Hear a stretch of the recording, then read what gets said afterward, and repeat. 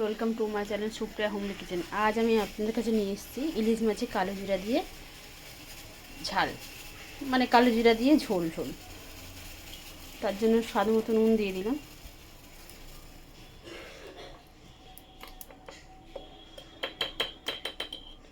হলুদ সামান্য দিয়ে দিলাম,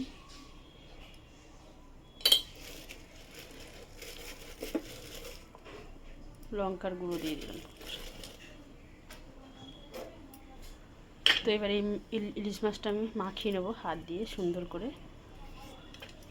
এটা একটা 600 গ্রাম ওজনের ইলিশ মাছ, 5 থেকে 600, 600-700 হবে, নট কনফার্ম। এইভাবে আমি মাখিয়ে নেবো। দেখুন ইলিশ মাছটা এইভাবে মাখিয়ে নেবো সবকটা।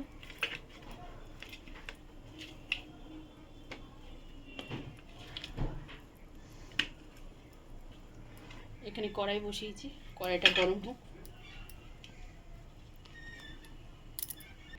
তো দেখুন বন্ধুরা, কড়াইটা গরম হয়ে গেছে। বেশ কিছুটা সরষের তেল দিয়ে দেবো। দেখুন বেশ অনেকটা সরষের তেল দিয়েছি। তো এর মধ্যে আমি কালো জিরা দিয়ে দেবো। দেখুন কালো জিরাও দিয়ে দিয়েছি। কালো জিরাটা হোক। গ্যাসটা আমি হাই ফ্লেমে করে দিলাম।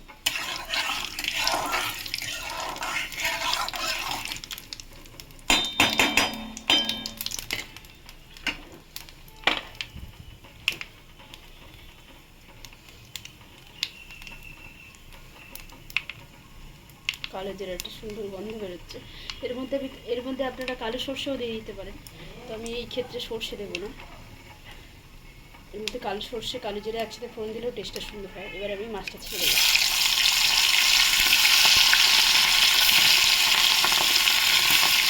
খুবই সাধারণ একটা রান্না, এই রেসিপি খুবই সিম্পলভাবে তৈরি করা যায় বন্ধুরা। দেখুন মাছগুলো সব দিয়ে দিয়েছি। দেওয়ার সাথে সাথে 7 সেকেন্ডের মধ্যে ঘুরিয়ে দেবো। মানে এরকমভাবে ভাজাতে হবে, ঠিক একদম ভালোভাবে ভাজা না হবে।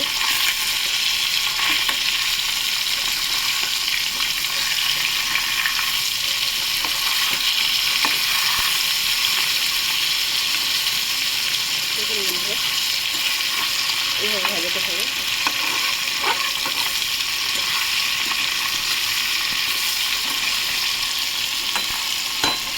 দেখুন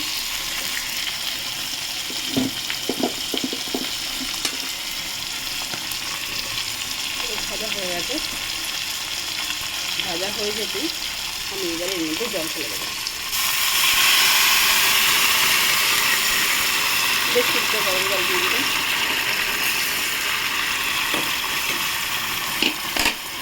গ্যাসটা এবার রাখতে দেবো।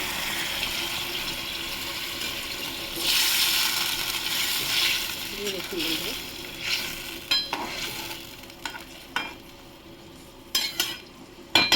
আরেকটু জলটা দেবো। ফুটবে তো, একটু ঝোল ঝোল হবে। জলটা আরেকটু দিলাম। দেওয়ার পরে আমি এখানে কয়েকটা কাঁচা লঙ্কা দিয়ে দিলাম। দিয়ে এবার এটাকে পাকাবো। ফুটলে ফিরছি বন্ধুরা। দেখুন ঝোলটা আমার হয়ে গেছে। তো আমি নিজে স্বাদ মতো নুন দিয়ে দেবো। নুন দিয়ে দিয়ে আগে